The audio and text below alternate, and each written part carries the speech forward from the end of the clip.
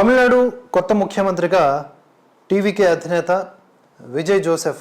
Joseph Vijay ప్రమాణ స్వీకారం చేశారు. ఇక్కడ ఒక పాయింట్ మనం మాట్లాడుకోవాలి. జోసెఫ్ విజయ్ అనే నేను అని చెప్పి ఆయన ప్రమాణం చేశారు. తన సినిమా కెరీర్లో ఎప్పుడూ కూడా జోసెఫ్ విజయ్గా టైటిల్ వేసుకోలే నాకు తెలిసి, కానీ ముఖ్యమంత్రిగా మాత్రం ఆ పేరుతోనే ప్రమాణం చేశారు. తన పేరులోనేముంది అనుకోవద్దు. పేరుని ఎవరైతే దాస్తారో అక్కడ ఏదో ఒక అజెండా ఉంటుంది అనేది నా యొక్క అనుమానం. సరే, ఓవరాల్గా తమిళనాడులో ఒక కొత్త ఒరవడి లేదా కొత్త ఆలోచన విధానానికి నాంది పలికారు ప్రజలు అనుకున్నాం. ఎందుకు? రెండు ద్రవిడ పార్టీలు గత 49 ఏళ్లుగా ఏలుతూనే ఉన్నాయి. నువ్వు కాకపోతే నేను, అంతేగాని మధ్యలో ఇంకెవరికి రానివ్వను అనేలాగా.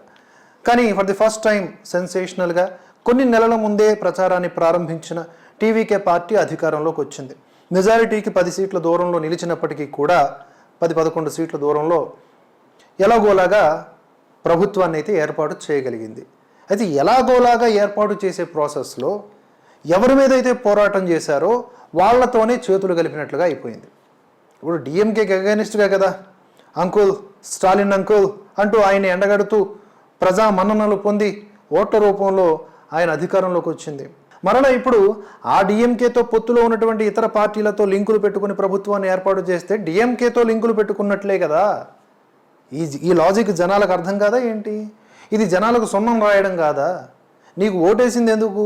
ప్రస్తుతం ఉన్నటువంటి ప్రభుత్వం మీద వ్యతిరేకతతో నువ్వేదో చేస్తావని. కానీ నువ్వు అతనితో చేతులు కలపడం జరిగింది. తాజాగా తమిళనాడు కొత్త సీఎం విజయ్ మాజీ సీఎం ఎంకే స్టాలిన్తో భేటీ అయ్యారు అనే వార్త కూడా వచ్చింది.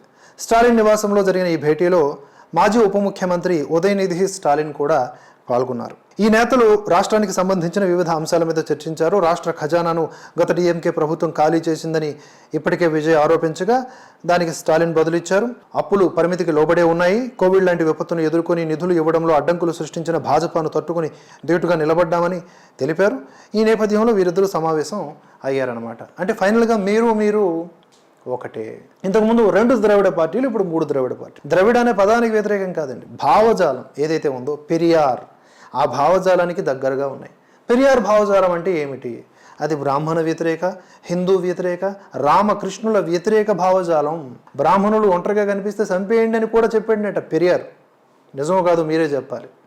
ఇలాంటి పరిస్థితుల్లో అటువంటి భావజాలానికి దగ్గరగా ఉన్నటువంటి పార్టీలే తమిళనాడుని ఏలుతున్నాయి తప్ప స్వచ్ఛమైనటువంటి నిఖార్సైన జాతీయవాద లేదా మతాలకు అతీతంగా ప్రజలను చూసేటటువంటి వాదనతో కూడుకున్న భావజాల పార్టీలు ఎందుకు అధికారంలోకి రాలేకపోతున్నాయి?